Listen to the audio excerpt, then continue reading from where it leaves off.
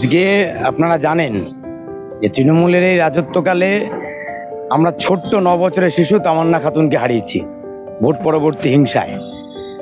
এবং তৃণমূল স্লোগান দিয়েছিল বাংলা নাকি তার মেয়েকেই চায়। আর আমরা দেখলাম গোটা রাজ্য জুড়ে কিভাবে মেয়েদের নিরাপত্তার পাশাপাশি এক ছোট্ট 9 বছরের শিশু তামান্না খাতুনকেও হারাতে হলো। সেই তামান্নার জন্মদিন আগামীকাল 28শে জুলাই। আর তার জন্মদিনে গোটা রাজ্য জুড়ে আমরা আহ্বান করেছিলাম যে এসো তামান্নার জন্য আঁকি। ফলে সে রাজ্যের সর্বত্র এই আঁকা যেমন হচ্ছে, আজকে অশোকনগরের জয় জয়ন্তীতে অশোকনগর পৌর এলাকার সমস্ত এই আঁকা তারা নাম নথিভুক্ত করেছেন, অংশগ্রহণ করেছেন। 150-র উপরে বাচ্চা তারা এই তামান্নার জন্য আঁকার এই অনুষ্ঠানে এসছেন, তারা আঁকছেন।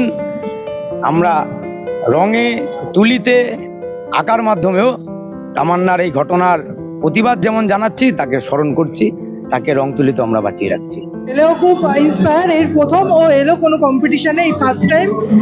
পরিবেশ বলুন সবকিছুই, এই উদ্যোগটা খুবই ভালো লেগেছে। কম্পিটিশন অনেক জায়গাতেই হয়, কিন্তু এখানে এসে খুব ভালো লাগছে যে তামান্নার জন্য আমরা এখানে আসতে পেরেছি।